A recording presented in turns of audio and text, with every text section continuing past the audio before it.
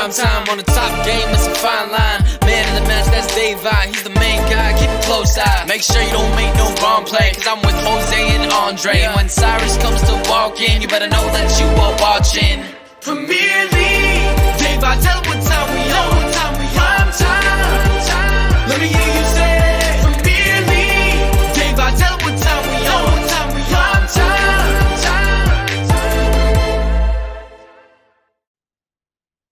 Hello and welcome to Premier League Primetime, the opener of Season 4. And also, we're making history. The first ever in-person episode. And of course, I am with my three favorite people. As the theme song says it. Jose, Cyrus, and Andre. How are y'all doing? And that sums it up. New season, when I say new season, same old, same old. But you know what? I'll just ask you a general question. How just your summer's been, just in general? Mine's pretty good, Dave. I think I missed, like all of us, I think I missed the Premier League, but I'm ready for it to start again. And Sirius, what about yourself? I have depression. So sorry, Sirius.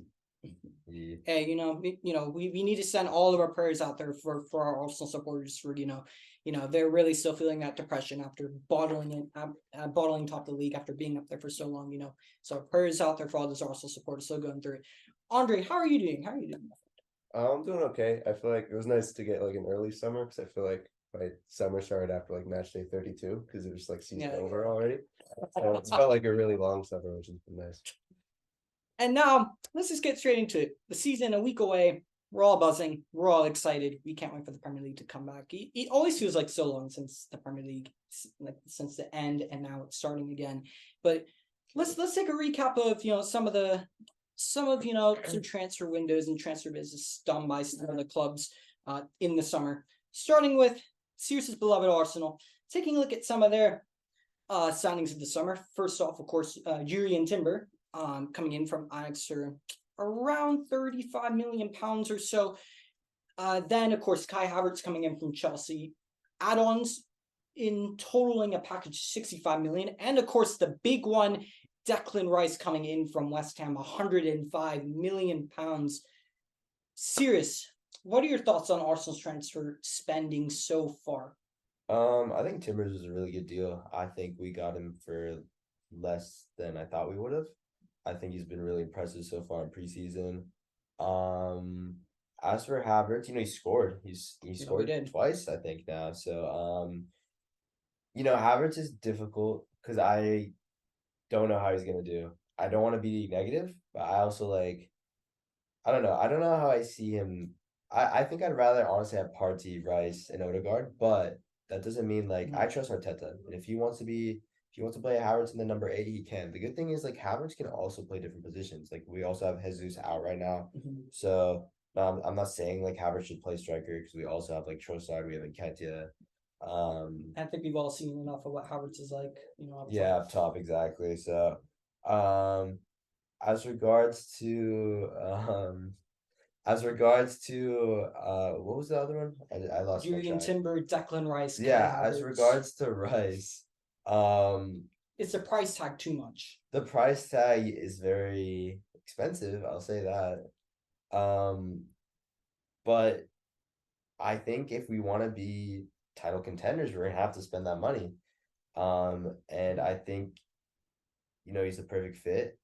Obviously so far in preseason, I think he had an injury or two, but I think we're gonna see him tomorrow against Man City. And I think, in the future he might be our captain, and I think he really sets an example for other players. So yeah.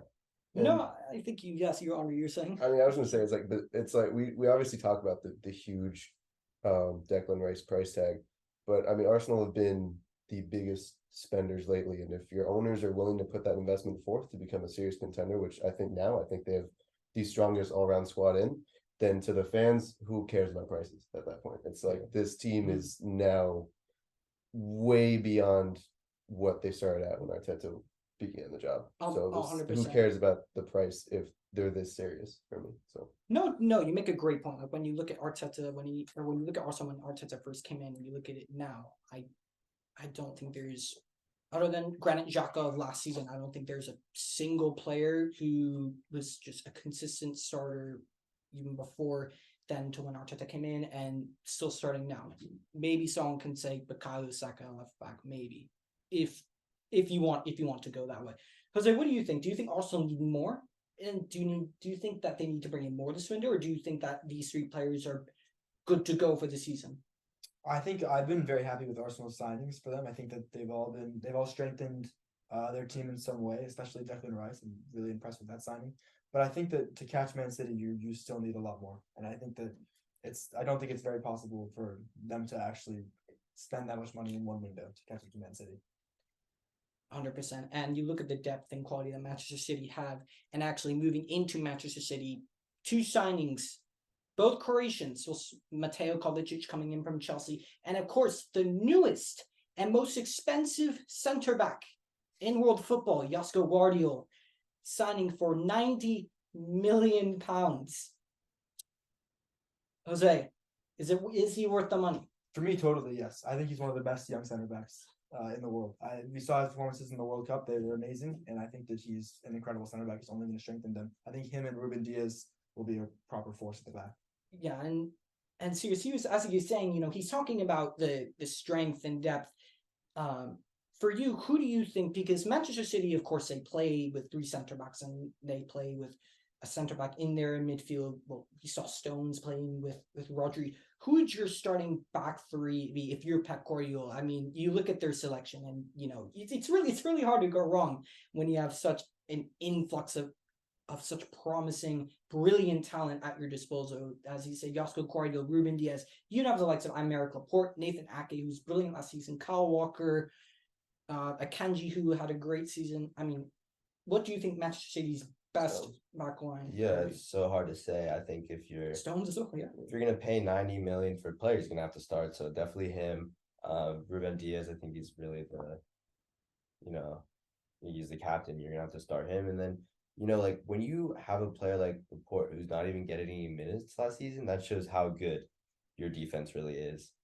And you have Akanji, you can play at Ake left back. So I don't really know. Like honestly, like Stones has seemed to play very well at CDM, but you can play Stones, you can play Akanji. I think either Stones or Akanji, to be honest. I think Laporte is I think he's gonna have a hard time getting into this team. Akanji had a great season last year. Yeah, and he was great as well coming from Dortmund. I didn't expect that, to be honest. And with Gvardiol, we saw at the World Cup minus Messi spinning him around. He's great. Twisted up by Messi. Yeah, I mean it's gonna be hard to break that defense down. That's for sure. 100%. That's definitely going to be one difficult task. I don't know. It seems as if Manchester City score, it feels like it will almost be inevitable that they will get 3 points. But something that I was hearing about the other day, I wanted to bring up about John Stones in particular. So I was talking with someone, and he really labeled the difference between, just in the example of John Stones, just the difference between being a great defender or a great player and a great footballer. And the more I think about it, there's definitely a point being made. And I just want to ask you, like, when you look at John Stones, I mean, how good of a footballer do you think he is? Just looking at the attributes and the characteristics that he brings to this Manchester City side. He's played right back. He can play centre back. He even slotted in at left back. He's slotted in so nicely, almost as like a number 8 to carry the ball and move forward. Like we've seen that so many times this past season. I mean, how good of a footballer do you think John Stones can be? No, I mean he's an all-around player for me. He's complete. He can play anywhere in that back 6. It feels like Pep has sort of turned all the City players into that. They can all pretty much play anywhere and understand the spaces that need to be covered and occupied and take advantage of in the opposition half. That's just what Pep does. That's the City way now. Yeah, they get incredible athletes and just turn them into something even better, something we didn't see coming. Definitely. I think these are literally 2 signings that will just make Man City better. And even without these 2 signings, you could say that Man City are favorites again for the league. And now, moving into Mateo Kovacic's former team in Chelsea. Now, let's just talk about, because what Jose had said at the end of season 3, what he said in his exact words: this team needs an almighty clear out. This team needs a shakeup, and we've seen this. We've seen this almighty clear out, and Kai Havertz heading the top of that list. I mean, how well do you think Chelsea have done? How effective have they been in regards to clearing all these players out? When you look at the likes of Christian Pulisic leaving, Ruben Loftus-Cheek, just to name 2 of them, for example. Yeah, I think they've done a good job of clearing the deadwood. I also have really liked their signings. I think that they're moving definitely in the right direction with Pochettino so far. And I would back them to have certainly a better season than they did last year. But I think to rate their overall clear out job, I think that they're doing as well as they should be right now. I mean, they've made some outstanding signings. I mean, Nicholas Jackson coming in from Villarreal. You have the likes of Christopher Nkunku, but he was done in January. Let's be real. That deal was done long before the summer. It was done in principle, kind of like the Christian Pulisic deal. It's just send him back on loan to Leipzig for the rest of the year. Robert Sanchez coming in as the new backup goalkeeper. Surprise, surprise, where is he from? Brighton Hove Albion, taking more players from Brighton. Honestly, I don't know if you guys see this, but I feel like Chelsea taking players from Brighton. You guys remember when Liverpool would always sign players from Southampton? I feel like this is going to be the new thing. What do you guys think? Yeah, it could be. They clearly like what's going on over at Brighton. I mean, who And wouldn't? a lot of to us be do. fair. Everyone does. Yeah. I mean, to be fair, who wouldn't? Yeah, Brighton is the Premier League's new academy team. It's just like that's what it is. Also bringing in Axel Disasi as well from Monaco. They're continuing this French revolution. They have Badiashile, Fofana is out injured. Now they have Axel Disasi as well. I know Arsenal was linked to him a few seasons ago. So were we? We were as well. Which I'm gutted Chelsea signed, but they've signed some good young players, and they're continuing off of this. Signing players for the future, and even some of these youngsters coming in from, the likes of Andre Santos and Casade as well. Now, some of these youngsters may not even play, and they're going on loan, and they've had a very good preseason. And serious, just to ask you, how do you think Chelsea will fare with Pochettino this season? How do you think Pochettino will get on? Yeah, you saw what he did with Tottenham. He brought them to the Champions League final. Like, obviously, I kind of feel bad for Lampard. I think he came at a wrong time. They're already doing, not great in the season. I think everyone's heads were just down, and I think the clear out is good, clearing out the players that maybe didn't have the same passion they once did, or just not wanting, for example, Pulisic just he wanted to leave, he just wasn't getting the opportunities, and I think that Pochettino, we've seen what he's done, not even at Tottenham, at Southampton. He's a manager that's going to be consistently, is going to be consistent. He knows what he's doing. He's had experience with different teams, maybe not the biggest teams like Tottenham, but he knows what he's doing for sure. And I think if they start Raheem Sterling, they're going to be good to win. Jose, how are you going to react if you see Chelsea signing Raheem Sterling? Any thoughts? Any season goals for Raheem Sterling coming up? I think Raheem Sterling will be happy to get 7 goals this season. I don't think that he's going to be a massive part of Pochettino's rebuild, and I do want to say that I think one thing Pochettino is really, really good at is a rebuild. I think we've seen it at both of his previous Premier League clubs, and I think that he definitely will lead the way at Chelsea for the next few seasons to do a good job. And I hope that Nkunku starts and other attackers start other than Raheem Sterling. Yeah, he just got injured though. Yeah, Great. Nicholas Jackson has had an outstanding preseason. But I think another player that we have to talk about, I'd say arguably the biggest standout in the under 21 Euros, Levi Colwill. I mean, he's had an excellent season at Brighton, and he's coming now, and with the injuries, and it looks like he's probably start with Thiago Silva on opening day. I mean, I'm just in your opinion, what do you guys think the ceiling is for Levi Colwill? What do you think how high of a ceiling do you think this player has? I mean, I think he could be a Premier League great. I think that he has a lot of people to look up to at Chelsea right now, especially starting with Thiago Silva. I think could be really, really good for him. What do you think, Sirius? Yeah, I think going off what Joe said, learning off these different types of players with experience, Shane the Aspie lads. But Thiago Silva, one of the greats, learning off him, that's what players. It's the same example with Messi learning off Ronaldinho, things like that. He's gonna have he's gonna watch Thiago Silva. He's gonna learn, through Thiago Silva's experiences and through how he plays even now, despite like not being, in his prime, you still see his positioning, everything else, despite like not having the same speed. Thiago Silva still, in my opinion, was not at fault for last season. No, of course not. And Jose had said it repeatedly. He's one of the few that can definitely keep his head held high. But this is a new Chelsea we're going to see, and I mean, I for one as a neutral, I feel excited to see what Chelsea are doing and what this new project is going to be with all these with this influx of young players coming in, this whole revamp of new life into Chelsea. Let's go on to Liverpool next. I mean, they haven't made many signings, but so like Chelsea, they've had a mass clear out. We've seen a lot of the old guard gone. Like I said in the season finale, I know, unfortunately for all of us, we're not going to see Milnerson in midfield. I know we're going to miss those days. R.I.P. Milnerson. Fabinho.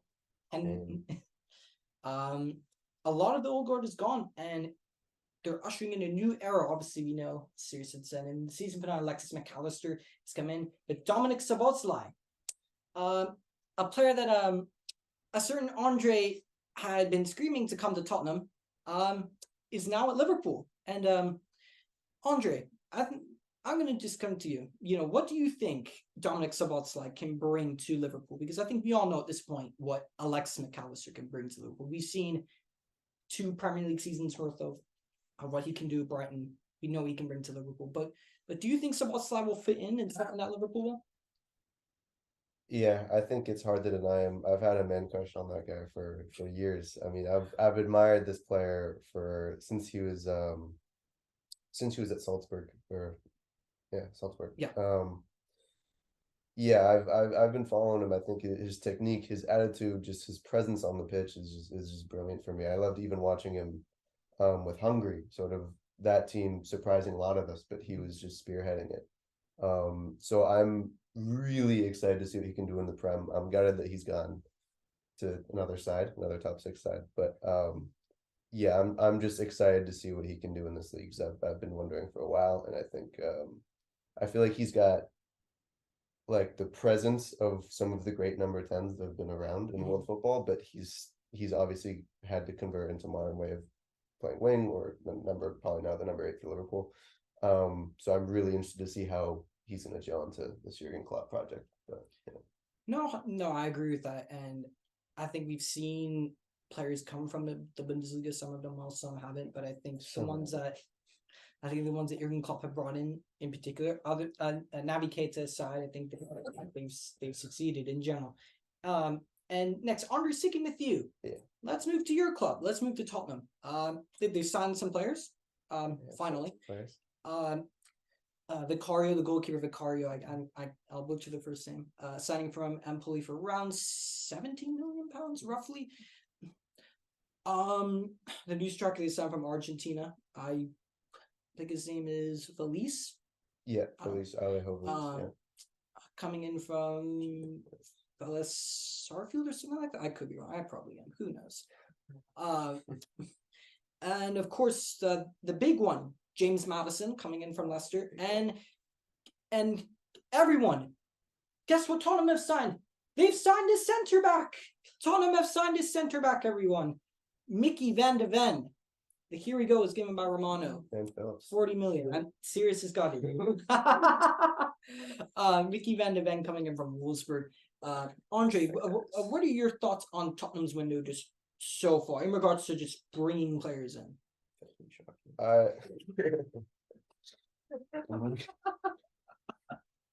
The negotiating is quite shocking. Also, negotiating is shocking. I mean, real quick, I just look at like Chelsea and how they've had a clear out, but they've still gotten such good money for the thing. It's happened fast. Like their timing on everything. They held out for 70 mil for Havertz. Like their timing with their transfer negotiations is just admired by I think everybody, or especially you guys.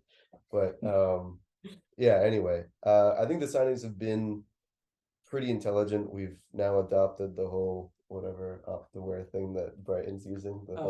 Finally we're back in like a modern club. Yeah, I think Van de Ven is probably the one at the moment that I'm most looking forward to. I mean, outside of Madison, just as our midfields needed a revamp for so Because I was scared with the way Ange Postecoglou is going to play. I think we're going to play such a high line that we're going to just be teams are going to break us easily, and Van de Ven's speed is ridiculous. The fastest center back in the Bundesliga. There's so many just videos of just him just bolstering back. He's such a hard worker. He reminds me a bit of like a Jan Vertonghen. So yeah, I'm really excited for what Van de Ven can bring to our defense. No, definitely. And seriously, just to ask you, what do you think Mickey Van de Ven is an upgrade? I mean, to be honest with you, looking at Tottenham's defense, practically anything's an upgrade on Davinson Sanchez and Dyer. But in your opinion, what do you think Mickey Van de Ven will bring to Tottenham? Yeah, I think he's definitely an upgrade. I don't think I rated last year the signing of Longley. Watching him for Barca, Dyer had to him again as well. Yeah, don't know what's gonna happen there. Yeah, Dyer had a poor season.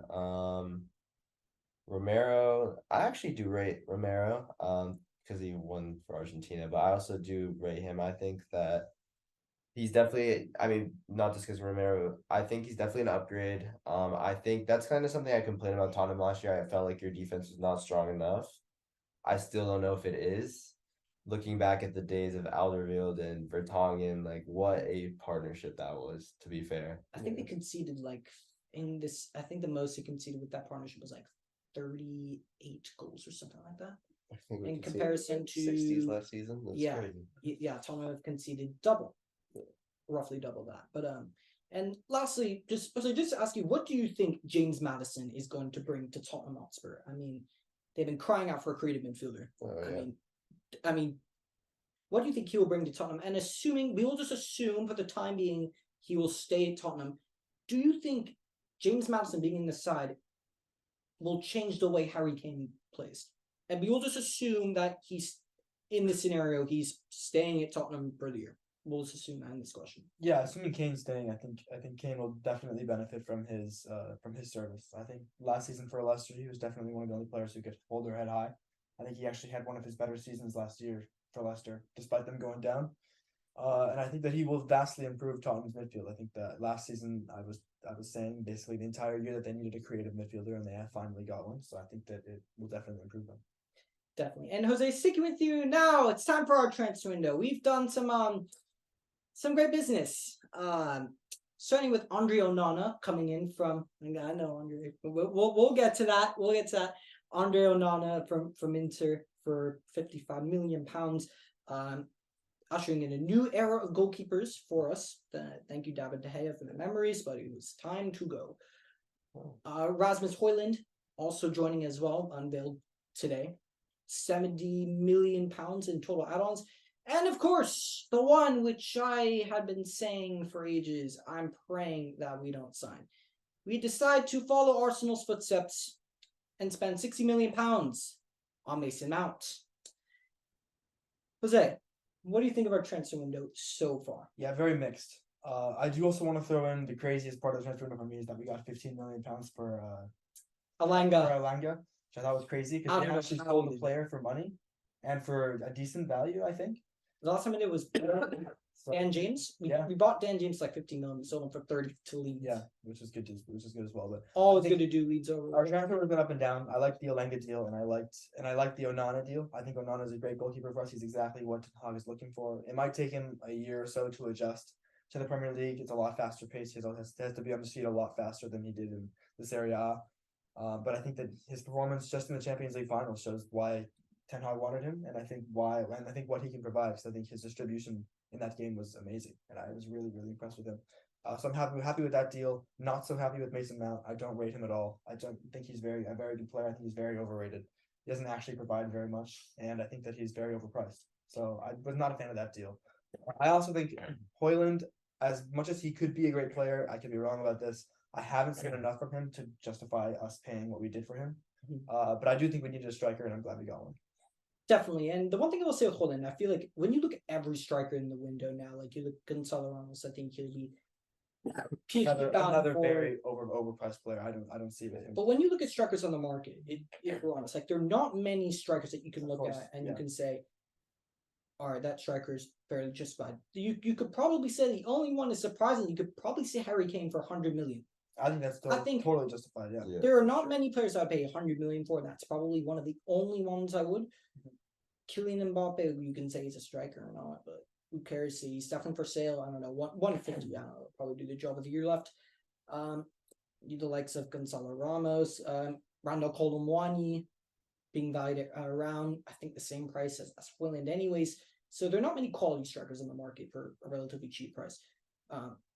In regards to Mason Mount, a lot of question marks, £60 million package, then given the number 7, definitely a lot of mixed feelings. And Andre's already laughing it up over there.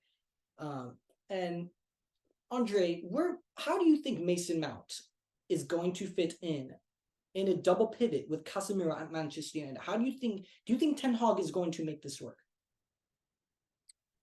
I think you guys will be crying for another player in the next window. Yeah, I totally agree. I think you'll already be in for another midfielder. I think Mount will be like remember when best case scenario, remember when Torres was just shit for Chelsea and then he finally got an amazing goal in the final? Oh, okay. yeah. I think Mason's just gonna do a lot of waiting. He'll be a sort of a luxury player. He won't contribute much, and then there's gonna be a moment where he's gonna have a couple moments where he contributes something amazing for you guys, where no one's guarding him or something. I don't know. But I don't see Mason Mount being a player that Manchester United relies on game in, game out. I mean, he's been given the number 7 shirt. Yeah. I think we're gonna try and do that. I don't think it's gonna work out though. I don't think it's gonna work out either. And just lastly, Andre Onana. Seriously, do you think bringing in Andre Onana is going to really, really change the way that Manchester United plays football in regards to building out of the back, creating more opportunities on goal, creating more chances, just a better overall free-flowing possession for us when we're on the ball? Do you think that's a real game changer of a signing in comparison to having David De Gea in goal? What do you think? I mean, I think De Gea was great, but I think, I guess you're right. Maybe it was time to go for him.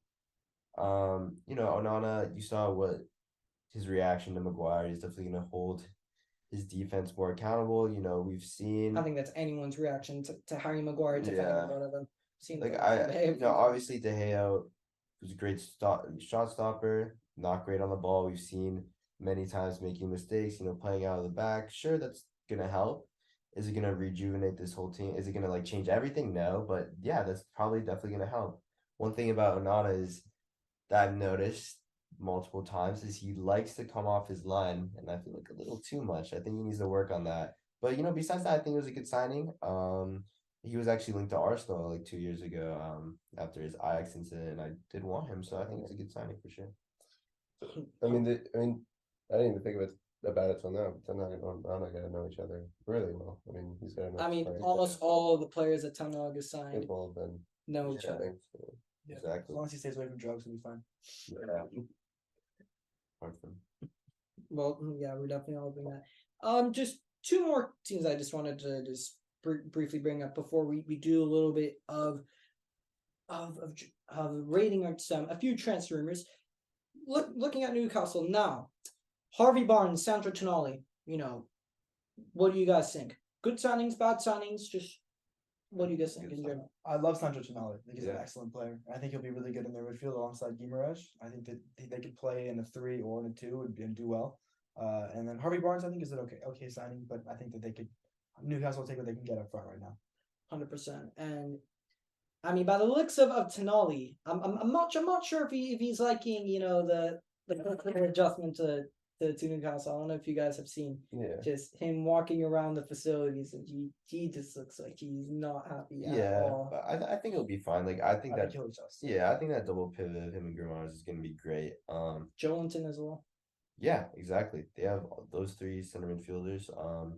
I think Newcastle is going to continue to be successful, and I think he's going to be one of the main reasons why, for sure.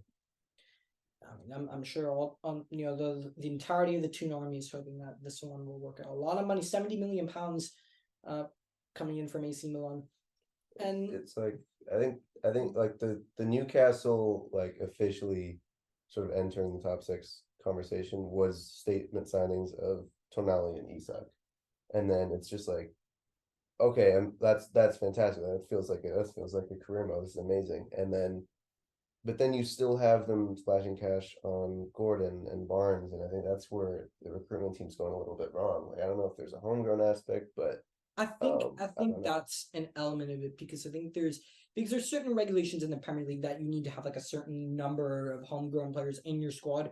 So like with the Mason Mount thing, like that's the only thing I could probably think of. It just from my own opinion, personally, that they'll need just homegrown English players.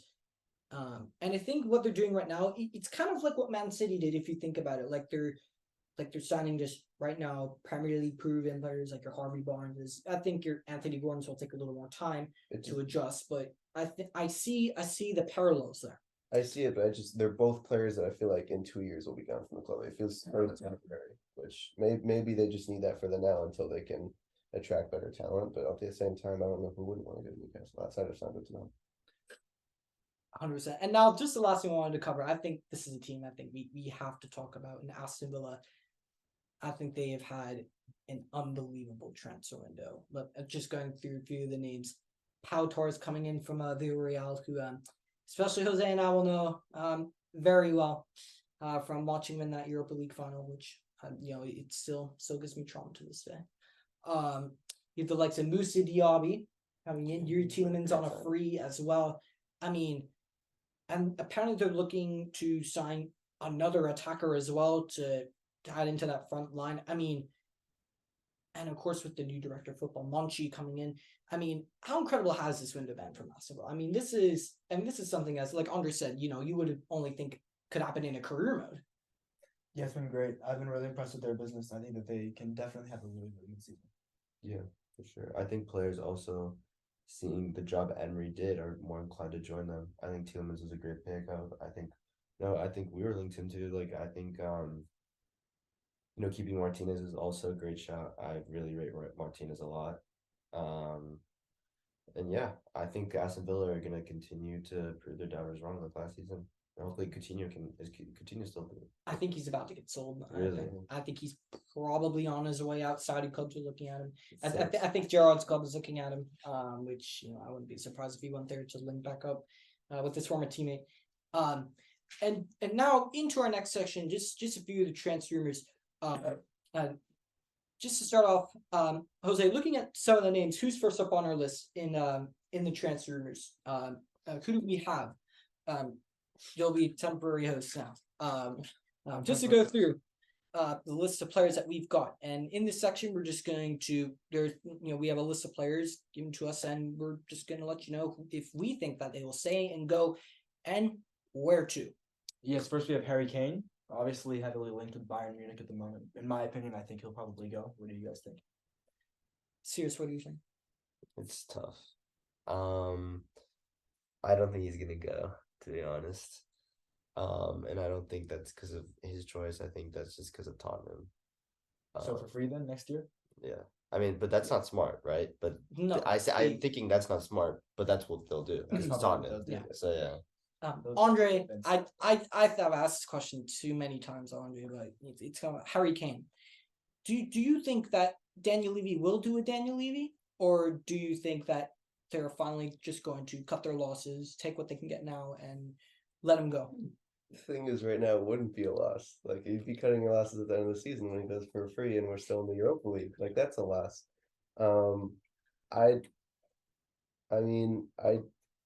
I'm hoping that a deal is figured out.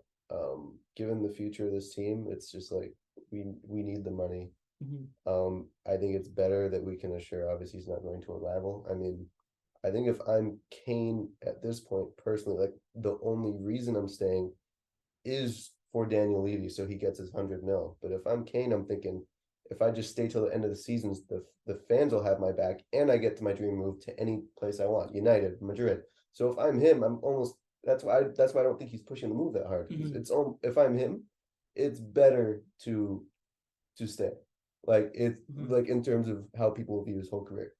The reason he would go to Bayern and the 100 mil is a gentleman's whatever with Daniel Levy, which who cares? So I don't know.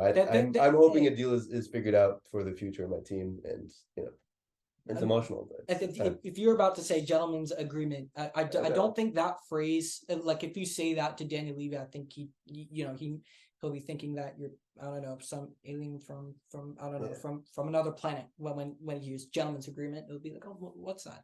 Anyways, but I think on Harry Kane, I'm going to say what I have said since before this podcast even started. I think Harry Kane has wanted to leave Tottenham for years, but because he signed that long-term contract in what was it, like a 6-7 year deal back in like 2017 or something like that. I think that has really done him over, and has been the thing that has I shut mean, think about where we were when he signed that contract. Yeah, in at the 17. time it was different. Obviously, Times were different then, but I think that he would like the move to Bayern Munich, but I think that's the only place that Daniel Levy will let him go to if he leaves. Apparently PSG have made a bid, and Harry Kane says he's not interested. But as you said, I think if you're Harry Kane, you can either really push for that move to Bayern and just go now, and you're suffering now and carrying that Tottenham side with goals, or play the last season of your contract and don't sign a new deal, and you can go wherever you want. And I have a little prediction, and clip it now. If Harry Kane stays and if he leaves for free, I think that could be serious trouble for Daniel Levy, because I know Joe Lewis has told him, you must sell Harry Kane this summer if he's not signing a new deal. And an early season prediction, if Harry Kane does not sign a new contract and he stays at Tottenham for the season and leaves for free, I think Daniel Levy could be sacked from his position. Because Andre, as you said, that would be criminal, letting a player of that value just run his contract down. What, you had 6 years to get rid of him if you wanted to, and you haven't. And I think, as I said before, I think they're so worried about what life is going to be like after Harry Kane that it's just time. It's time for Tottenham to let go, and I think Tottenham fans won't even grudge Harry Kane for leaving at this point, because they know how good of a footballer he is, and how much more he could probably contribute to another club if he had a better cast around him. Anyways, Jose, who do we have next? David Raya, I believe he's been linked with Arsenal. Yeah. All right, Sirius, you can take that one away. I mean, it looks like what do you think? looks like he's coming. And I think that's good competition for Ramsdale. I think preseason, Mhm. everyone kind of is dogging on Ramsdale a little. It's preseason. We have to relax. He was great last season. Made some big saves, including Liverpool against Tottenham once. I think it's good competition. I think he's very solid, Reyes. And it looks like we're gonna get rid of Matt Turner. I'm kind of sad about that, to be honest. I feel like He's a good deputy, good backup. Yeah, I think he's a good backup, good penalty stopper, something Ramsdale isn't. I'm kind of disappointed because I feel like he wasn't given much of a chance. I think he was given the World Cup, but you can't discard the fact that David Raya is probably better at this time and point. So the fees that were That's what I was really thinking. low. for Raya, or I don't know No, for for- Raya. yeah, they're pretty low. 30 million, 30, I think it's less 35. than that. I think Where? I've that's, seen 20, and I'm I've like, seen why 20, the hell? 25. What? I've seen 35 to 40 million asking price. I think Thomas Frank is. think it would go for, but I think 20. that's why Tottenham didn't just spend the money. But then Yeah. again, Tottenham spending money, those two don't really go together that often. But here's the thing. I think I can see this, Susan. I don't know if you agree, but I can see this going very similarly. And Jose, I don't know if you would agree with me or not. I could see this going very similarly to when Ramsdale first arrived and Leno had that number 1 spot locked in. It became the person who came in was really those two battling it out, but really the person who came in was going to take the spot anyways. 2 good goalkeepers battling it out for that spot. Do you think that could potentially happen with this competition, or do you think he'll be loyal to Ramsdale? I think Ramsdale's a little different than Leno. I think Ramsdale has a different mentality. He fought his way in once. I don't think all that effort and determination, I don't think he's gonna give it up as easily as Leno did. And I also think that I just don't see him giving away that spot. I think it's definitely gonna be. I think I could see maybe Raya playing some games, but I don't see him giving away that spot. I don't think it's a same situation, to be honest. And it's the thing is we got rid of Martinez for Leno, basically, because Arteta told Martinez that Leno's gonna be the number one. Like that's how much of a pedestal Leno was on, and Ramsdale just came and just completely took that. I don't think Ramsdale's gonna. I don't think Ramsdale's gonna give this position. I think it could be if you remember in Barcelona in 2014-15 with Ter Stegen and Brava, could be a situation like that where Raya plays in the Champions League when they want to play more as a progressive side with the ball at their feet. And then Ramsdale keeps his spot in the Premier League because he was so great last season. I don't see any reason why they should change Ramsdale in the Premier League. No, yeah, I can see that. I just think the only issue is when you spend that much money on a goalkeeper that, yes, I think David Raya, just because he has more game time, you could say, is a better goalkeeper than Matt Turner. But one thing that I will say is I just think the fee to spend for a backup goalkeeper, I think that's more money than I think also paid about 32 million for Aaron Ramsdale, maybe a little less. Yeah, I feel like and the one thing with with Raya is that he definitely has the Boza moment. Like I think when it comes to cross collecting in the air, collecting crosses, I think that sometimes he does get bullied a little bit in that sense, and I think that you definitely see the howler or two from him at times. But I think it's regardless, it'll be, if that deal goes through, I think it'll be a good signing for them.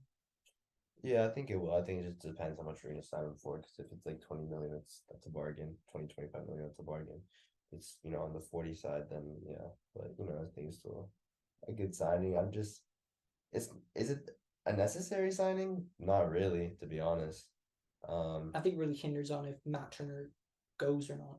I think Turner's gonna go to Forest, so John, as well. I'm definitely gutted about that because I was supposed to be Dean Henderson's 20 million value generated for us.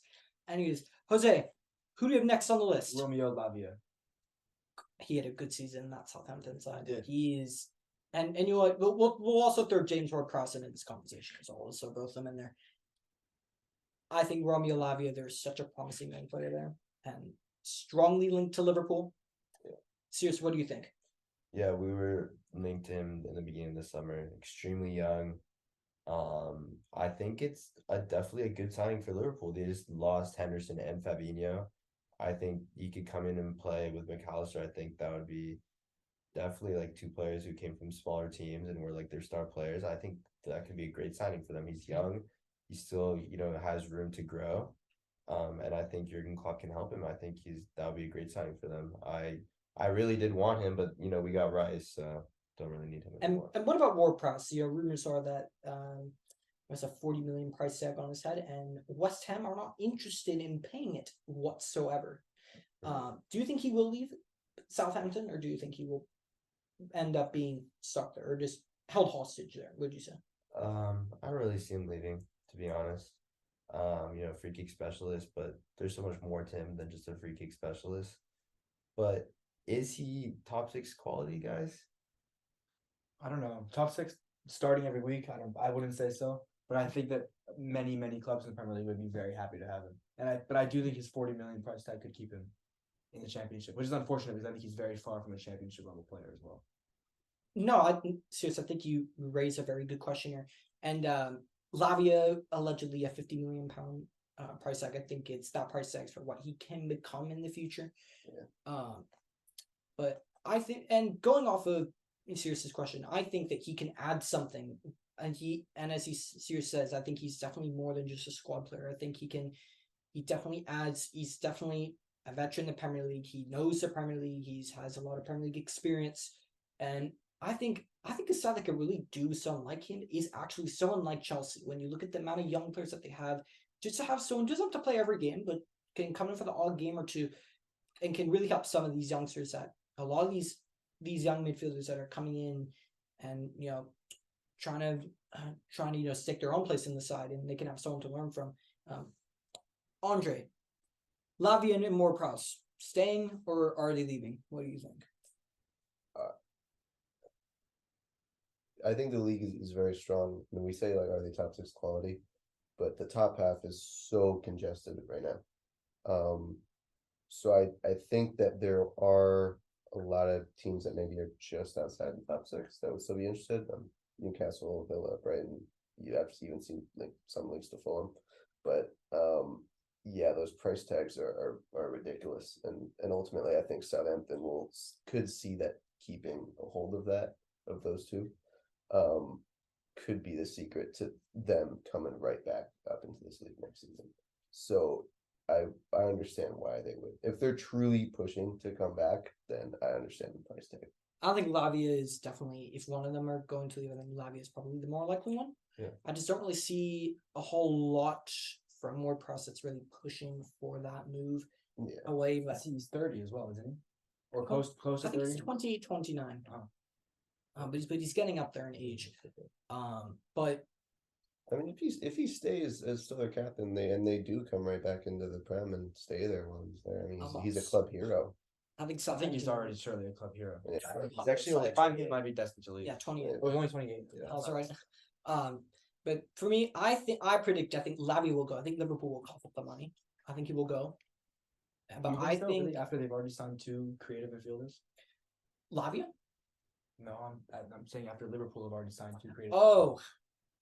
I still think they will because I think that they need another midfielder.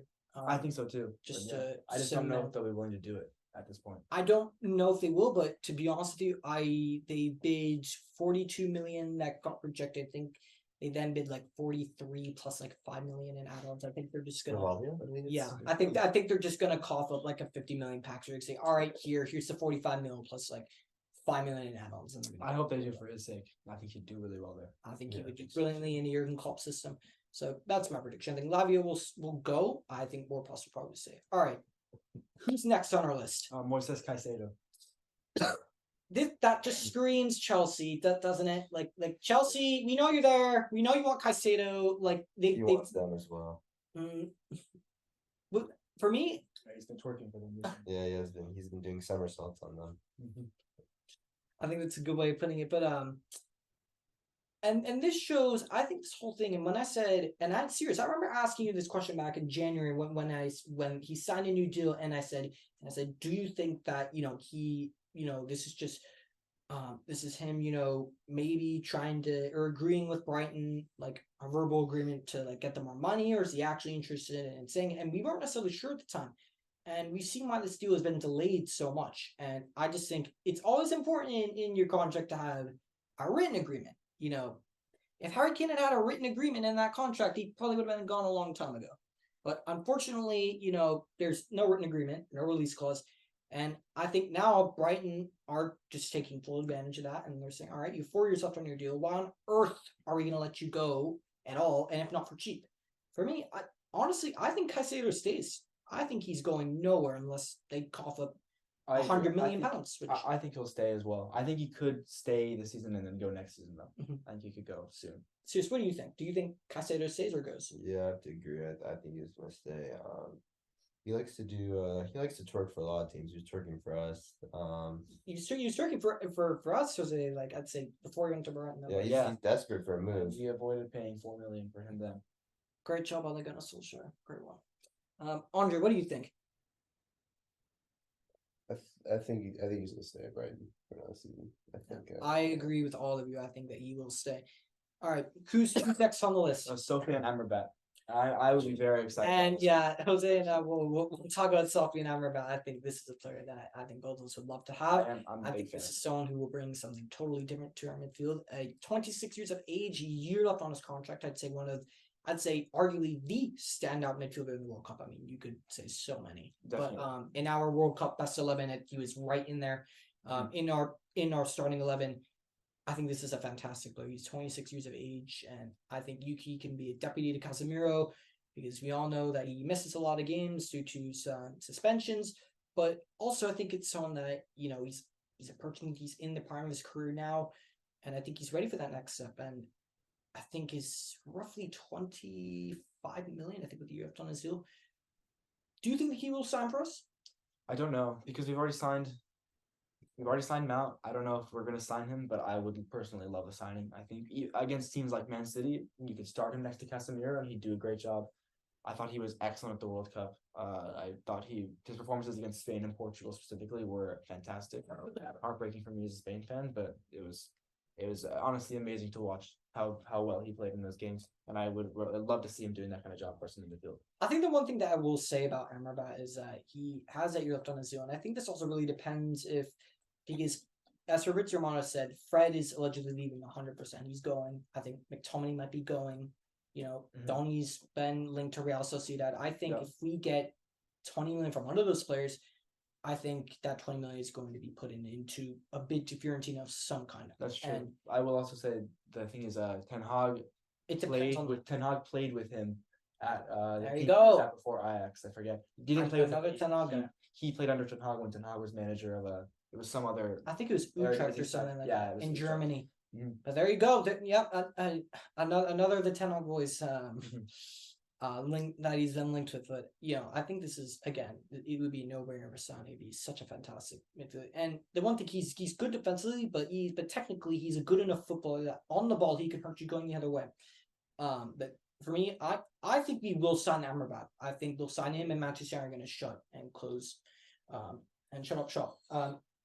Serious, what do you think? I don't know. I don't know if you're gonna sign him because of the Mason Mount deal, and then it's also like you paid that much for Mason Mount. Are you gonna bench him then?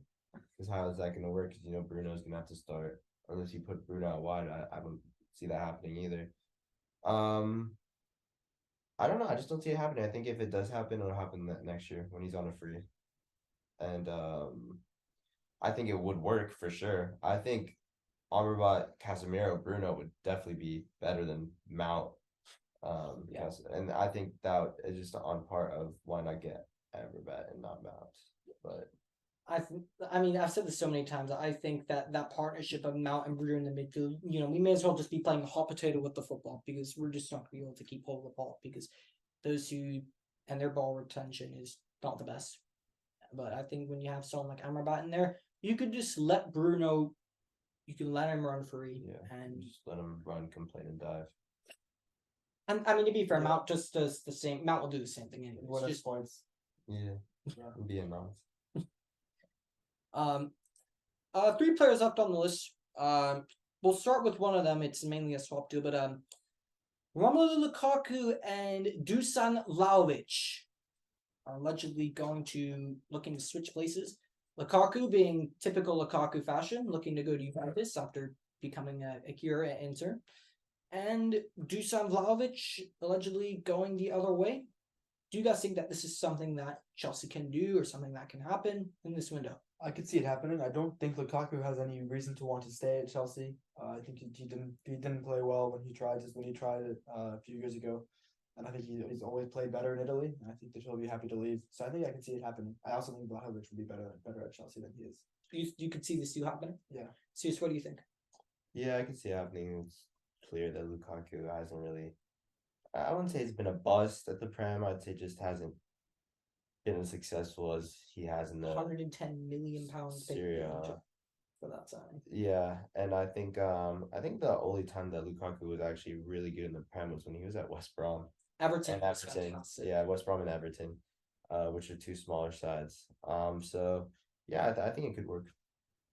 I will also say it doesn't seem to me right now that Chelsea really want Vlahovic. Mm-hmm. I think they would rather sell him for money. I think that's they have no problem with him going to Juve. I think it really hinders on Vlahovic going to Chelsea, but Chelsea would definitely get the best of that I don't deal. know why people don't rate Vlahovic. I really rate Vlahovic. I think he's great. I know Andre does. I'm a huge fan. I mean, I didn't even know about that potential swap deal. I mean, I don't know. For me, that's It's a somewhat of a Lukaku steal. plus cash. Yeah.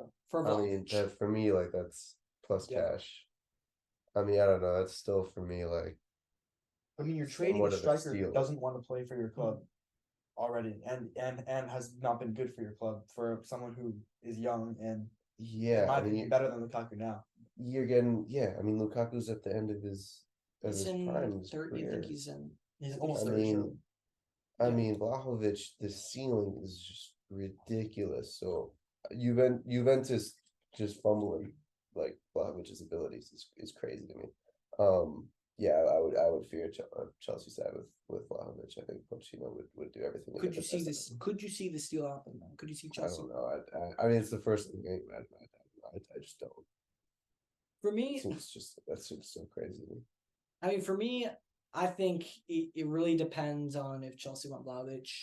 That's what I think this really hinges on. I could see this happening, but I also can't. I think this will depend on Dusan Vlahovic and what he wants, and if Chelsea will be willing to take Dusan Vlahovic as well, and how that could affect. You have Nicholas Jackson already used and flying in preseason, and Kunku. I think that's what it's really going to depend on. And lastly, before we go into our preseason predictions, the name that we hear all the time, Kylian Mbappe. Jose, is he going to sign for Real Madrid? Or is he going to stay at PSG? Or will he go also for a year and then sign for Real on a free? At this point, I don't know. I think he will play for Real Madrid, but I don't know what's going to happen to him this summer because I don't think that Real Madrid want to pay. I think they want to wait until next summer. I think PSG want the opposite. They want someone to buy him now. So I could see him going somewhere like a Chelsea or For a year. yeah, for you maybe know where he for a wants to year, go though. Mhm. If you prefer a club in the Premier, come to us. But we don't have the funds for that, so. I don't think that he wants to come to Well, us. yeah, No, that's what was reported. That No, could he go only us. wants to. I think he only wants to go to Real I Madrid. think, yeah.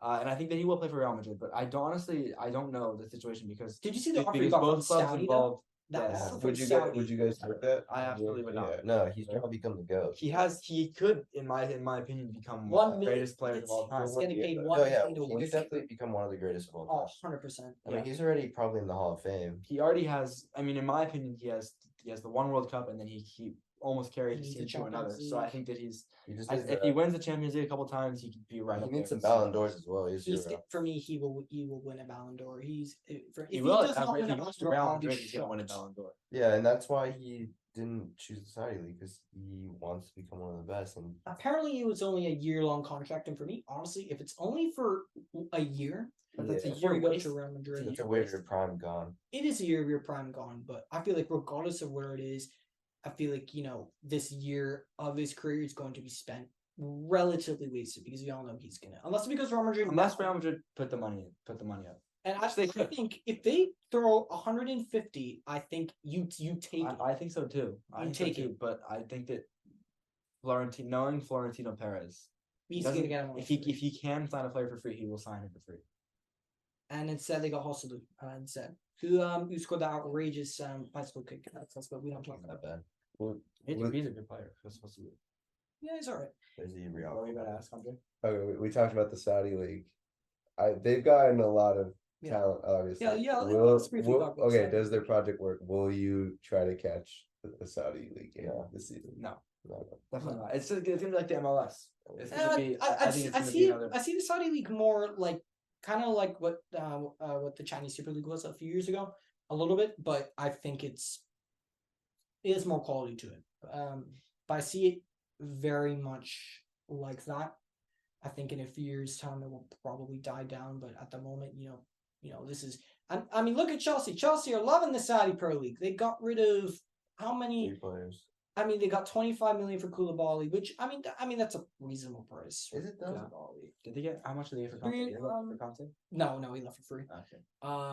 Edouard Mendy went there, so I mean they're getting money, and teams are getting money. I mean Liverpool just got 40 million from Fabinho. I think that's even more than what they paid for him initially. So, I mean teams right now are probably going to take that with a grain of salt, and they're going to try to capitalize on that. Now, to second to last section, we have our pre-season or our prior to season predictions. Jose, what do we got? Champions is first up. I you know what? Yes, I think it's just Yes, Manchester City is going to for me is my odds on here to win the Premier League. I mean, do all you share the same opinion? Yeah.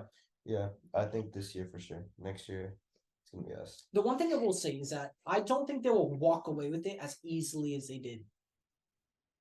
I don't think Well, they will. didn't walk away easily until the very end. No, but I'd say that, I mean, to be honest with you, I think everyone kind of knew Man City were the favorites to win the Premier League. No. I think think it it was was Arsenal's 50-50, I thought. It was 50-50. I mean, I stuck with Man City the whole time, but a lot of people thought that Arsenal. No, and fairly so, they were so far ahead. And look, as much as I despise Arsenal, you have to give Arsenal the praise that they deserve for keeping themselves in the conversation for so long. So, I think that shows that, that Man City have gotten better, but I feel like everyone's getting better now.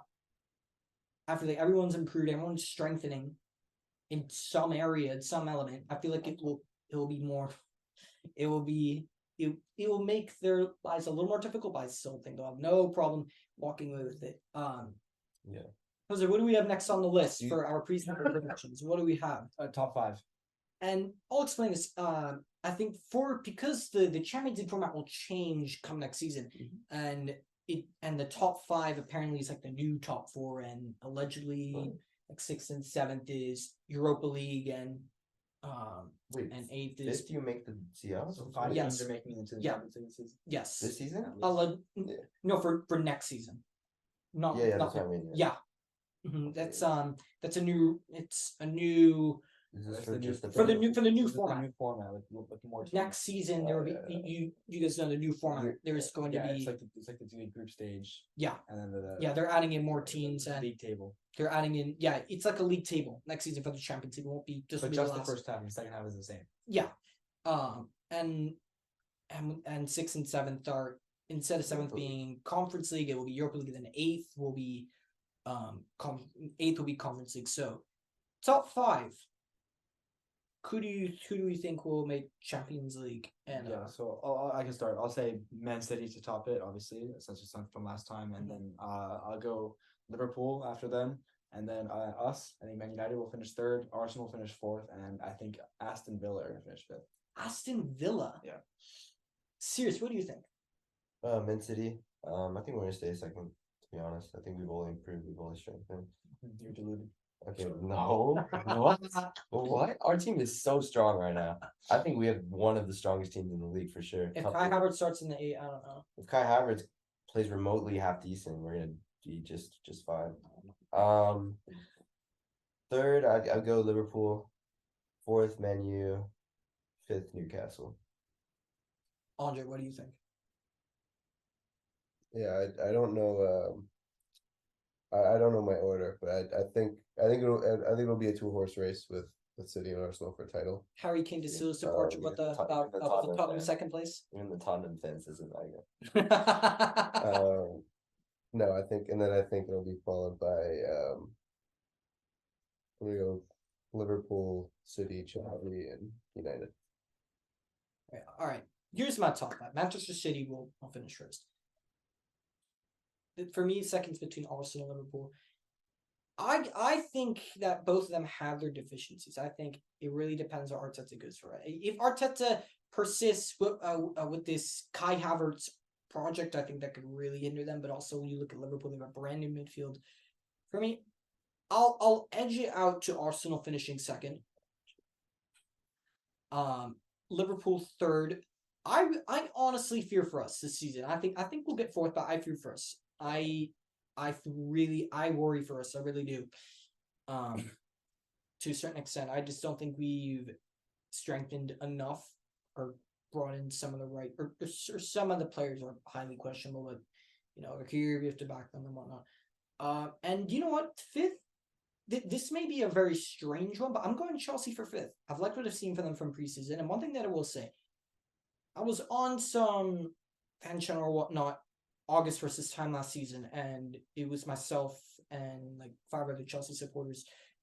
So I went on. They wanted to give their preseason predictions, and I said August 1st, so in 2022 last season, or even in late July. And I had said that, you know what, if Chelsea don't strengthen, I really fear for them. And I got slated in every possible way. And lo and behold, a year later, we saw what happened in Chelsea this season.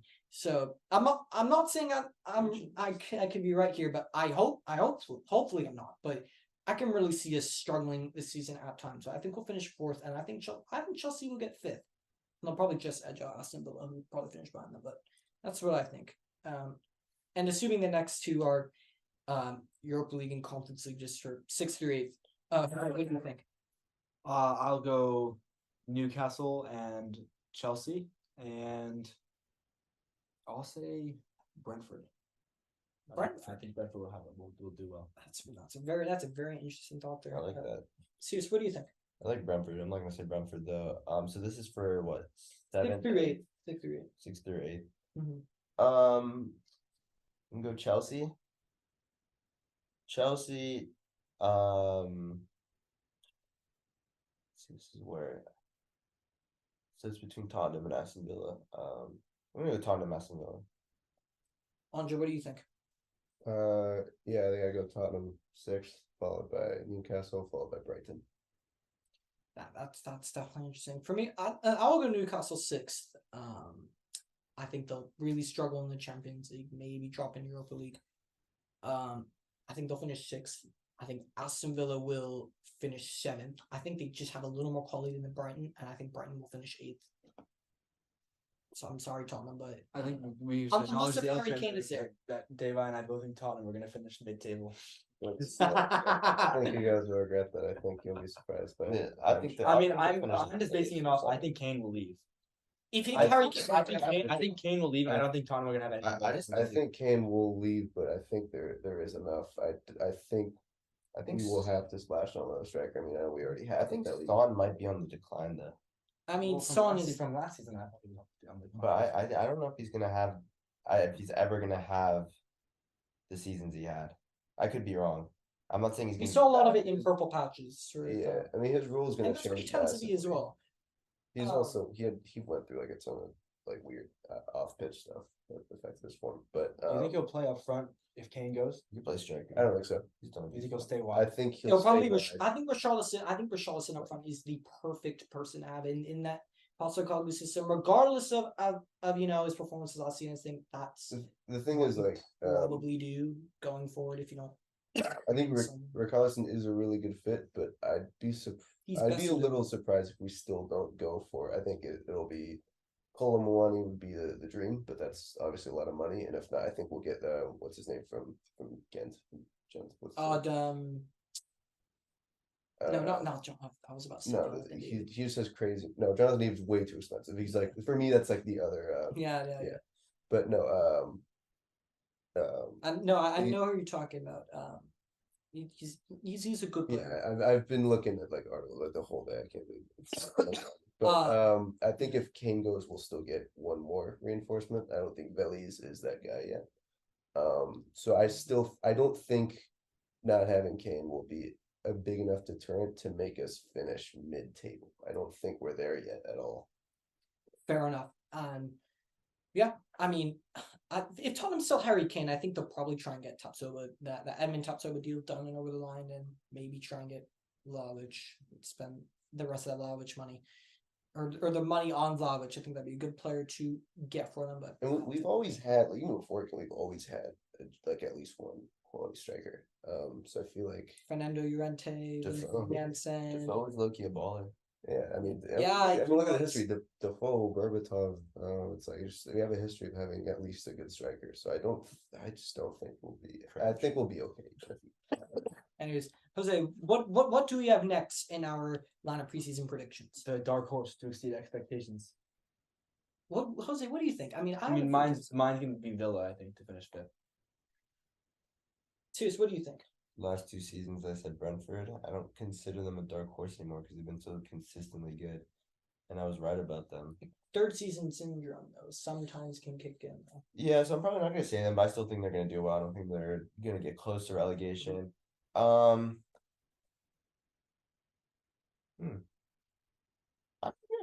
know. I want to say Brighton, but now everyone expects things. I'm gonna say West Ham. I don't think they're gonna do as bad as everyone thinks. Andre, what about you? What do you think? For me, I'm going Burnley. I think Company is Burnley. That's exactly what I was thinking. Yeah. You literally stole the words from my mouth. I was gonna say the same thing. The one thing I did want to mention with Villa, I have doubts over them finishing as high as we're saying now. I think just because I feel like Emery's gonna put all his eggs into the cups, Europa, FA. I mean, how high did his side finish when they won the Europa? Who Villarreal? Villarreal. I Oh, don't think they did that amazing. No, not too sure.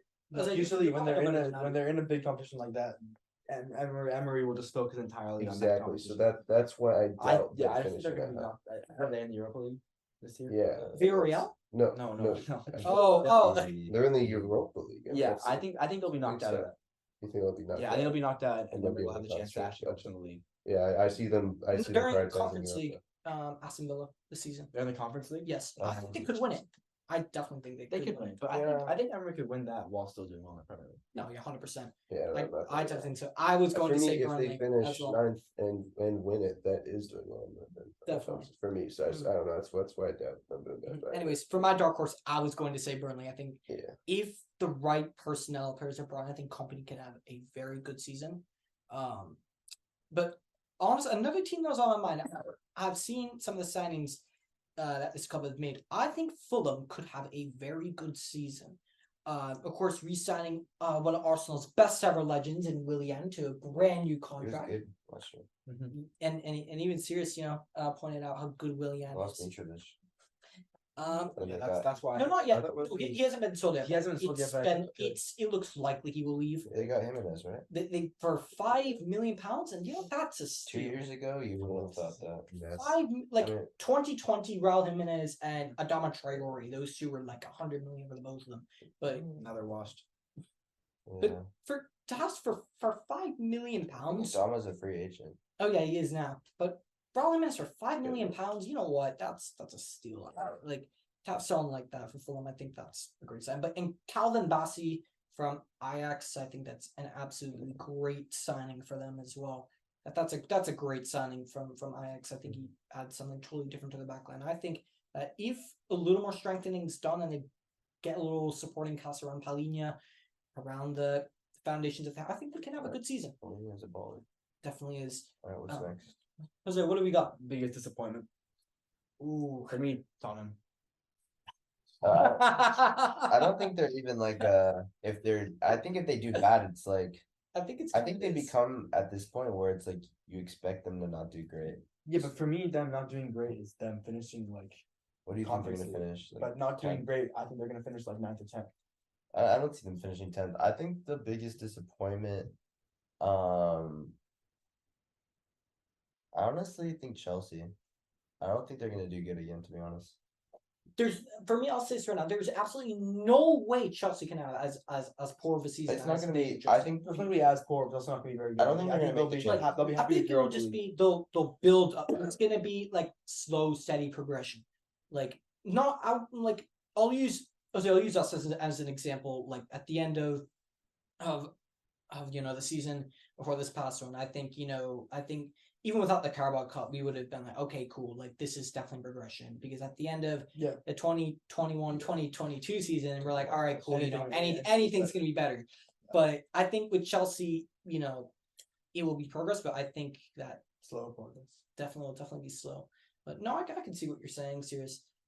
Andre, what do you think will be the biggest disappointment?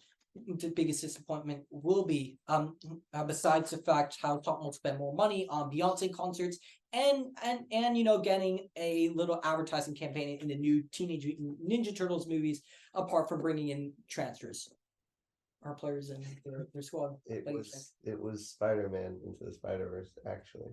Teenage Mutant Yeah, Ninja the Turtles. Sun Think Young, about it, you think know about the Sun Young Mentos? it. The Sun Young Mentos thing? That was in Spider-Man. I didn't see it anyway. We'll see. Look,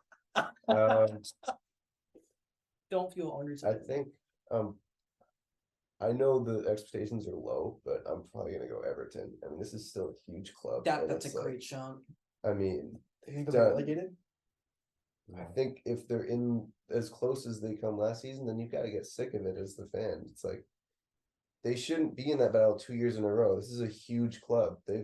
Historically, Everton are a massive club. They've done nothing. I mean, they're relying on Dele Alli's resurgence. Like it's just like And you know what, one thing I will say to Dele Alli, I will say, my best wishes to him, because I don't know if you guys saw the interview, and I think that was it was hard to watch. It was heartbreaking, and hopefully we can see the Dele Alli that let's not forget, once upon a time this was one of the greatest prospects to come out of England.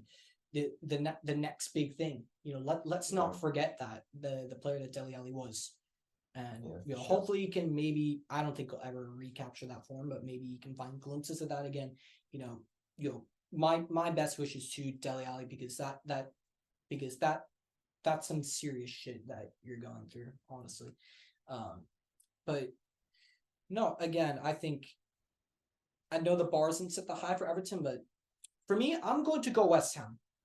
You look at that squad, and you saw how poor of a season that they had. Yeah, they won the Conference League, but I think that papers over the cracks of how poor of a league campaign that they had. And I could see very well if they don't get players in, I think they could have another poor season. So, and Go on, but then honestly, and as I said in the season finale, a club that actually do really like just as a club in general, I think Crystal Palace could potentially have a poor season. I do like Crystal Palace as a club. I think they're very, very good football club in regards to bringing young talent and making them better. But I think they need to replace the goals with Zaha gone. I think if they don't do that, I could see them struggling as well. Jose, what do we have next? Golden Boot. If it's not Erling Haaland, then I don't know. I can smell a Haaland injury this season. no, I think it's gonna be Holland. it will probably if it's It not could still Erling be Haaland Haaland. even with an injury, but Yeah, and it's you know what? gonna be with him. One thing I'll say, if it's not Erling Haaland, Harry Kane is just that good of a footballer. I still think that he could probably finish runner-up. He finished runner-up with 30 Premier League goals in that Tottenham Well, side. yeah, last if season. he's in the Premier League, he's definitely gonna finish runner-up, no doubts about it. But then, I think Salah could do well this season as well. yeah, he's up there as well. But I think it'll probably be Erling Haaland. A That's fit my prediction. Martinelli will get top 5. Martinelli will get 10 goals this season. Fam, did you see how many he scored? Andre, what do you think? He scored a lot. I'm gonna go for Ali McBurney at Sheffield. No, I was thinking Holland, but that I'm catching that Holland injury set now. I think I can see that happening. Oh, Jose hasn't put on it. I'll still go Holland. Fair That enough. injury's interesting to me. All right, what do we have next? Next up is the sack race, first manager to be sacked. For me, I think David Moyes can be in serious Conference trouble. League. I don't think David Moyes is in trouble. No, honestly, I think If he hadn't won that Conference League, I think he would have been. yeah, for sure. huge But I trouble. think West Ham fans would rather take them getting 10th and not winning the Conference League than them finishing horribly and winning the Conference League. Yeah. I think I think they would I rather don't win. think so. that's They'd rather- not as good enough. Dude, to finish. they're West Ham fans are idiots. Like they just want the top. Like I don't know. I think they. For me, But when you look at that squad, yeah, they just lost Skamaka and they for But that's what I Skamaka meant. didn't provide them anything anyways last season. You know who didn't either? I thought that what's his name? Starts with a P. Lucas Paquetá. I Paquetá. thought Paquetá wasn't great either. I'll give Paquetá the benefit of the doubt. I think after the World Cup he's a little better, but This first season syndrome, but I think David Moyes can be in some serious trouble this season. If they start off really poorly, I could very well see more of this West Ham fan base turning on him because I know a good amount of that fan base want him gone, and especially with the style of football that he plays, I think that if they're not seeing results, I think that Conference League really saved him. And Yeah, I think if and they don't, I think finish at least top half and do well in the Europa League, I think he could be in trouble. Yeah, I do want to say I don't know if it's considered a sacking, but I do think a team that could lose their manager, like if not before the season, within the first couple match days, is Wolves and Lopetegui. I mean, that guy is being given like nothing. I don't know. I feel like Lopetegui could be on. if I'm Lopetegui, I'm like demanding, I'm going- or I'm If I'm leaving. Lopetegui, It's I'm ruining his reputation almost. Like I'm he walking. needs, I'm leaving. If he I'm- should get out before season or just He's demand a lot because Wolves have been carried by that golden ensemble that finished 7th, but all those guys are gone now. Neves is even gone. I mean, we The talked Saudi. about how washed the other ones are. So it's like that the Wolves team that caught the hearts of the neutral fan is gone. They've got Cunha now, who's arguably been unimpressive in the Bundesliga, and now is supposed to spearhead this Wolves attack. It's this team, like along for me with Everton, is just like is gonna be a hard watch this season. And I also think another 2 managers that I think you should throw in there. I think, unless if they go to Nottingham Forest here, I think Luton Town's manager Rob Edwards could be in trouble. Yeah. I could That's see bad. something similar happening to Bournemouth. And on a new manager actually, Iriola, I think is his name. He came from, I think he's a former Bilbao player, former manager in Spain of someone, but that was a replacement for Guerin, who was absolutely stunned when they sacked him. But I think those two teams, they could be in serious trouble. I think I'm gonna go first on Sean Dyche. Sean Dyche. Yeah. I would say Roy Hodgson could be in trouble. If Yeah. Palace have a Oh yeah, Palace have We a slow haven't start, I talked think he about could be in Palace. serious trouble. and I mean Palace love Roy too much. I'm not sure that they would do that, but no, those are all decent Palace should get Graham Potter. decent shouts. All right, what do we have next? Player of the year, young player of the year. Young player of the year. Jose, I'll start with you. What do you think? This is his favorite award. Yeah, young player of the year. If it can't be Holland, things. I think if Lavia goes to Liverpool, it could be him. Serious, what do you think? I think Mason. I think probably. That's a sleeper. I'd say that's. Yeah. Never mind. I'm gonna go Martinelli. I think he's gonna only build. I'm gonna go Saka. Wait. Mhm. See, we're just so stacked that it's just hard. Yeah. I'm gonna go. Wait, no, I'm gonna change my mind. What about Jay Links? Is he still around? Jay Links? Wait, Still young, so I'm gonna promising. go Saliba. Actually, I changed my mind. I think he's gonna have another. I'm gonna collapse. change mine to Jadon Sancho. Actually, How old is he? Who are you going for? No, No, I'm gonna go Saliba. All right, fair enough. Not sure whether to take that too seriously. Saliba. And Andrea, are we going Oli Skip or who are we going for? Carlovelli or Alihovelis. I said his name wrong. what about Winks? Winks? Is he still young? Wait, Harry Winks? No, Miniesta. no, Spiniesta, because he loves spinning around. He's like, Yeah. you know, it's He, kind of like Anthony, but he instead of Brazilian Kylie Minogue, you know, I'm spinning around. It's the English Kylie Minogue. So. He did wonders for Sampdoria for like 3 games or something. I think. no, No, I mean, I don't know if the FA is going to consider him a young player because I don't even know what they consider a young player. But I mean, 25. I know, but No. even then they're so loose with it, like it doesn't matter. I think Guardiola he's 21, right? Yeah, Guardiola. I mean, so I don't know. I feel like he's just not going to be in the nominees because they're weird always with their nominations. I'm an He's interesting probably gonna deserve nomination, it.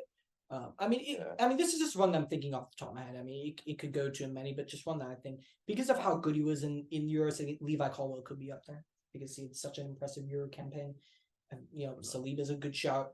But No way he's gonna I get the think there are consistency. a lot of good young players just that can have a shot. Lavia, as you said as well, you know, very good young player coming in from if they Cool, Liverpool do Lavia. sign him from Southampton.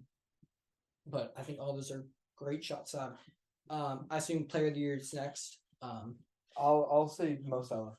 I think the FA will just want to give it some other time, despite even if Holland has. If it's not Holland, then it will probably be I De think Bruyne. The City just always give it. But I think Salah will get it. Serious, what do you think? I'm gonna go with De Bruyne. Andre, what do you think?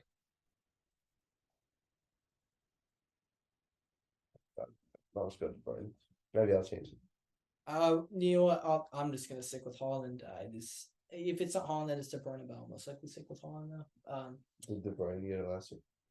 No, Holland did. I think. I believe so. I think Holland won Young Player of the Year. And Yeah. I was not too happy with him.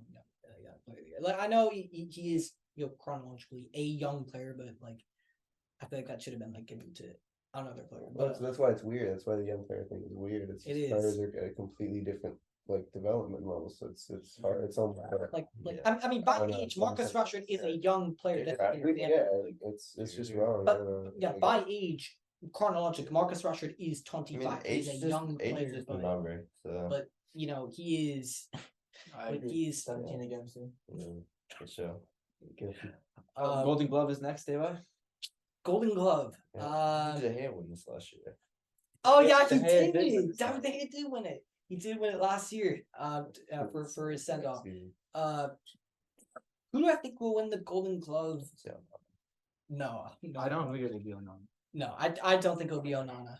I feel like it could be Allison. Yeah, I would go Allison. I'm gonna go Ederson. I feel like Just it 'cause could of that be. defense. 100%. It could definitely be either Ederson or Allison. I also think another one. I think you have to throw Nick Pope in there. I mean, Yeah. I mean that defense Yeah. that Newcastle had for so long. I think you could throw Emmy Martinez in there as well this season. Yeah, you could. definitely. Yeah, I any feel of like those. Martinez is gonna barely concede any goals, but I don't know if they'll keep many clean sheets. Yeah, So I feel like and it's gonna. that he's probably one of the best in the history in terms of saving pens. Yeah, you could definitely throw it up there. All right, who do we have net? What do we have? On to prediction. There you go. Right, final There you go. day by. And now, obviously, into the last part of our show. Now, match day 1 is only a week. No, less than a week away. Less than a week away. Wow, Jose's doing my thing. You're doing my He's thing. I actually- caught on to that. he's actually the new host. So. Yeah, you pass temporary control over it. Yeah. Oh yeah. But yes, Oh, temporarily. Temporarily. But of course, the match day prediction, the first one to start off the Premier League, Burnley hosting Manchester City. You know, I'm sure the atmosphere on Turf Moor will be absolutely electric. Back in the Premier League now. How do you think this result's going to go? I think an early upset. I'm gonna go 1-1. That's really interesting. What do you think, Zeus?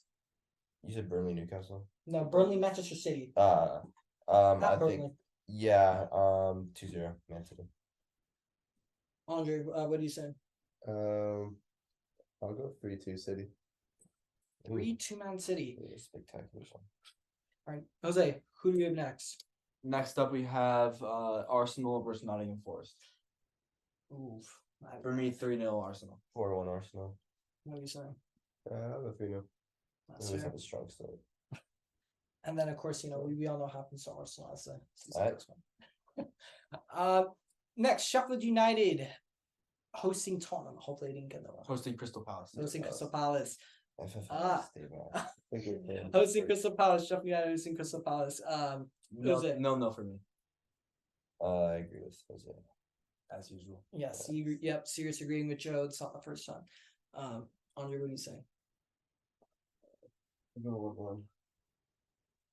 Fair enough. Boring game. Who do you have next? Bournemouth, West Ham. Another great game. I'll go 3-1 West Ham. We'll go 2-1 West Ham. I think if West Ham don't sign a striker, like I know, Like, Mikel Antonio is not going to be like, everlasting. he's got the biggest. Yeah. Anyways, I don't think Mikel Antonio is going to just be everlasting. I know that's what David Moyes wants to think. Unfortunately, I think he's what he's in his 30s. I'm pretty sure Antonio. Really? No way. Actually, no, I think he is. He may have. I think he That's is in his crazy. 30s. Maybe at 31. time blows by. I mean, he's Like what? yeah. Andre. Oh my gosh, he's 33. 33. He's old. He's been there for What? forever. He started as a winger, then played as a right back, and now he's just a striker now. And then it plays for Jamaica. Andre, what do you say? I'll go 2-1 West Ham. 2-1 West Ham. Fair enough. Who do we have next? Next is Brighton Luton. I think tough start for Luton. I'll go 2-0 Brighton. It's at the Amex as well. Yeah.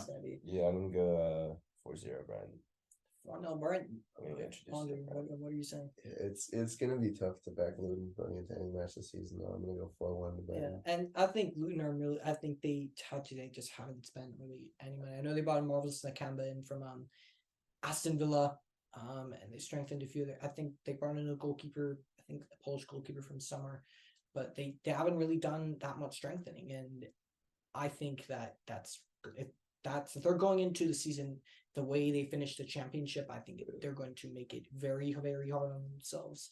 I feel like they might make an early goal in this game, and then they're just gonna get destroyed after that. It's like a weird corner. They'll just start energetic, maybe within 8 minutes or something, and then Brighton's just gonna kill them. Oh, I almost forgot. How could we forget our bottom three? Quickly for relegation. Oh, that's right. How could I possibly forget? I don't know. Yeah. That sounds wrong. Best day, man. I'm gonna say Wolves, Sheffield United, and Luton. Unfortunately, I would love to see Luton stay up. I don't think it's gonna happen. Yeah, I'm gonna have to agree with Joe. Yeah, not for the first time. I mean, for me, I think Everton is a shot to go down. I think that if they don't get their act together, they're going to go down. And honestly, for me, just from on a neutral level, if if Everton just keep going the way they are, I'd want them to see them to go down, honestly, because it's for me, it's not acceptable to be a club of that size and to have the players that they do. And seriously said this for 2 seasons in a row. You know, the quality of the players that they've got, quality, you know, you would assume that, you know, they would at least be mid-table, maybe like higher end of the bottom half. But to be in a relegation battle for 2 years in a row to the final day,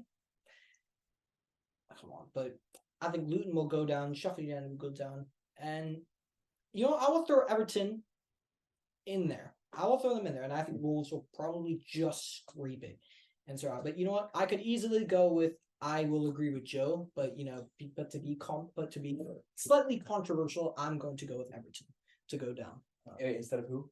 Wolves. Okay. Andre, what about you? Yeah, definitely Luton. I think Sheffield just haven't done enough. And then I was stuck between Wolves and then surprisingly also Nottingham, but I feel like I'm just gonna have to go Wolves to go down after they're just. It seems like too much to prepare before the season. Not sure. Anyways, getting back to our match days. Everton Fulham is next. I think I would say Fulham 2-1. Yeah, I agree with Joe. that's your usual. Solid take. So is that Everton, Craven Fulham. Cottage? Everton at Goodison. Goodison? It's at Everton. I'll go Everton then. So Really? Score on. let's go 2-1. 2-1 Everton. That's interesting. Who we have next? Newcastle Villa, probably the biggest. That's going to be a great biggest other than match. Chelsea and Liverpool. Yeah, very. That's going to be a great match. I think it could be tight. I'll say 1-1. I'm gonna say 2-2. Sorry, Villa and who was it? Villa, Newcastle. At Newcastle. No one's going Yeah, to let's play go- at St let's- James's Park. That's a very difficult place to play. Let's go Newcastle 2-0. Wow. Okay. Next up, Brentford Tottenham. I'm gonna say 2-1 to Brentford. Brentford playing home. Same. Solid take. Again, just another way of saying I agree with Joe. Andre, will you back your boys on the opening day of the season? I back my boys on this opening day. It's like it is a little hard because I feel like we have played. Brentford. I mean, we've played 2 games in We won preseason. 7. We've played 2 games under Ange Ooh.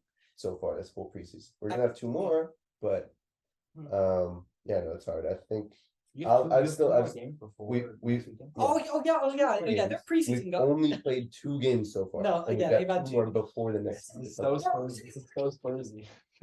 Serious. How can we forget that Tottenham won a trophy? Yeah, for sure. They did. For sure. Yeah, I think I'll still go. Okay, let's go 2-1 us. I'm just gonna back us. I have to. Fair enough. Then Chelsea Liverpool is next. I think it's gonna be a great match. Yeah, I think that'd be a good match. I'll go 3-2 to Liverpool. Yeah, I think it's definitely gonna be tight. Like No, so I think it's gonna be 2-2. we're trying not to get cancelled, by the way. And It's gonna be Andre, tight. lastly, what do you? Let's go 2-0 Liverpool. And lastly, of course, Manchester United play on the Monday, which is just great, just nice. We play Wolves, and it's at Old Trafford. Yeah, I think the scoreline will be as wide as the age gap between. I mean, I think it's going to be Man United 4, Wolves 0. Again, we're really trying to not get Um, canceled here. It's against Wolves. At Old Trafford. Come back to me. I'm just thinking. Dave, go ahead. I don't see this going any other way than a Manchester United win. I can't possibly see opening day at Old Trafford. The atmosphere will be electric as it always is. I can't possibly see this other than being a Manchester United win. Andre, what do you think? I think it'll be 2-0 to you guys. And Oh, serious. wait, Dave, touch me if I'm wrong, but is it at Old Trafford? Yes, Yeah, even though I literally just said that. Serious literally just wanting to say that. Literally just for the fun of it, just to say it. Literally for no other reason. Yeah, I agree with Joe. There you go. And Solid take. and there you have it. To end our season opener. Yeah. Serious agreeing with Joe. There you have it. Yeah. We're back. Premier League Prime Time is back, and we're always going to be back. Thank you so much for your time watching this, and let us know in the comments down below what are your thoughts on the topics that have been in store in this feature of Premier League Primetime in the comments down below. Smash like on the video and subscribe to the channel. And be sure to check out our other platforms on Instagram, Spotify, and Apple Podcasts. And wherever you are watching this in the world, we hope you have an absolutely fantastic day / evening.